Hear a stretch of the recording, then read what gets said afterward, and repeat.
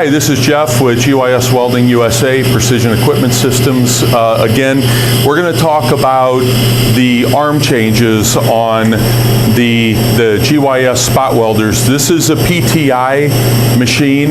It's the same for the LCX machine if you have an LCX or a BPLC.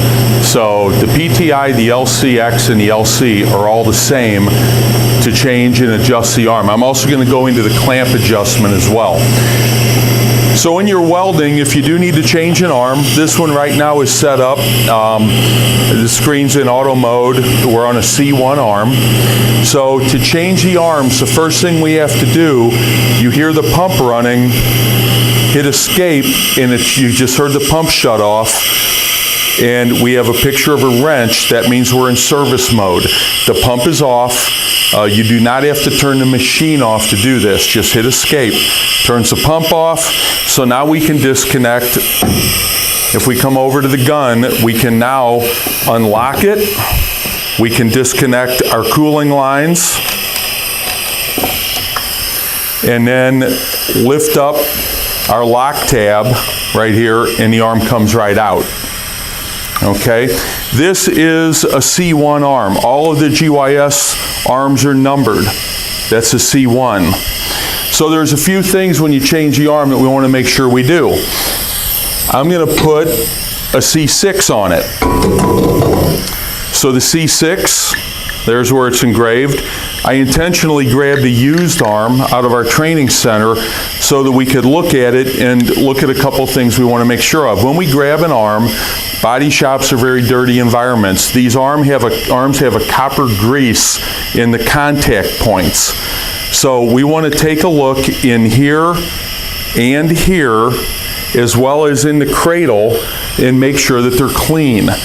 What happens in the typical body shop is you have dust, body dust, and with grease here, you get an accumulation, and putting the arms in and out and clamping them, you'll get a cake buildup possibly, and that can act as an insulating factor on the arms. So we want to make sure if they're clean and they look like that one did, you're fine.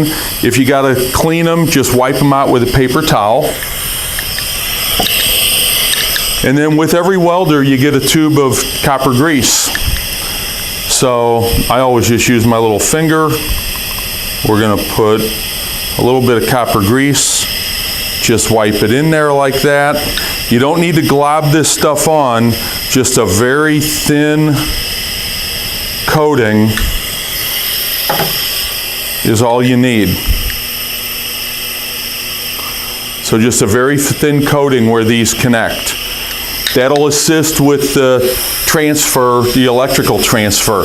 You also want to take a look at your locking pins. Make sure that they're clean and they're not all full of dirt and debris. So you'll want to watch those and clean those as well. So if everything's clean, you don't need to do this. If it's not, just a general maintenance thing, clean them up and then slide your new arm in.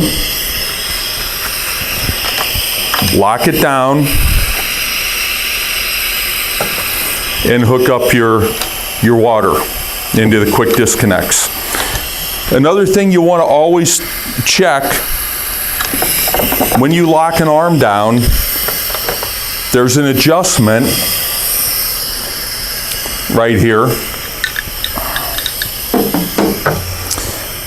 There's an adjustment on this locking lever.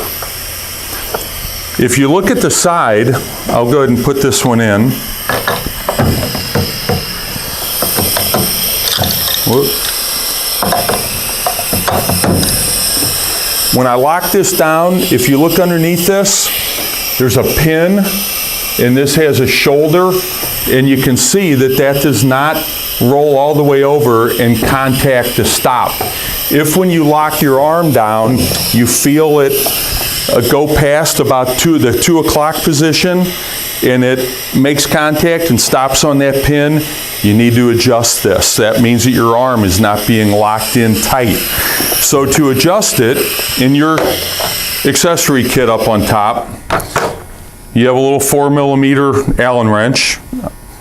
So what we're going to do we're going to unlock this little Allen screw. And now I can turn this knurled nut right here and it'll adjust my lock. So if I loosen this, I'll put my C6 back in there. Now I'm hitting the pin. I'm loose. You can hear it hit. I want this to lock in about right there, at about the 2 o'clock position, okay? So to adjust that, what I'm gonna do is I'm just going to adjust this nut, and as I tighten it, that will start to lock in. You'll feel it right there, stop. So once it stops, then I'm going to snug this nut back down, right here, with my wrench. And then I'm going to check this and make sure that it locks. I can actually go a little bit tighter on this one.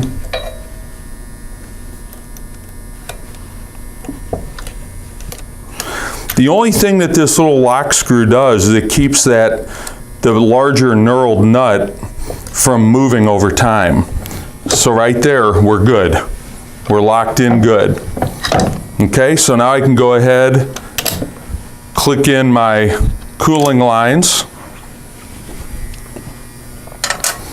I can go ahead and lock this in, push down my lock pin, and I'm ready to go ahead and calibrate. So to move further, what I need to do is, right now I'm on a C1 arm. It's critical that when you change an arm, you need to tell the machine what arm you put on it. I put a C6 on it. Okay, we're still in service mode, so I'm going to hit escape one time. It takes me to the single side gun, which we haven't talked about yet. We don't have installed on this machine right now. I hit it one more time, it takes me to the C gun. So escape goes to service mode, one time single side, next time C gun, which is what we're going to use. We've already identified a C6. Double check, make sure you're locked in tight. Hit the top button to calibrate. And now you're ready to weld with your C6 arm. So just a quick recap, when you change an arm, hit escape, turn off the pump, disconnect your cooling lines, unlock it, change your arm. Before you put the new arm in, check, make sure it's clean. Put it in, lock it down. As long as you have good lock tension on it, then you can go ahead, identify your arm, hit escape twice, calibrate, and you're ready to weld. Thank you.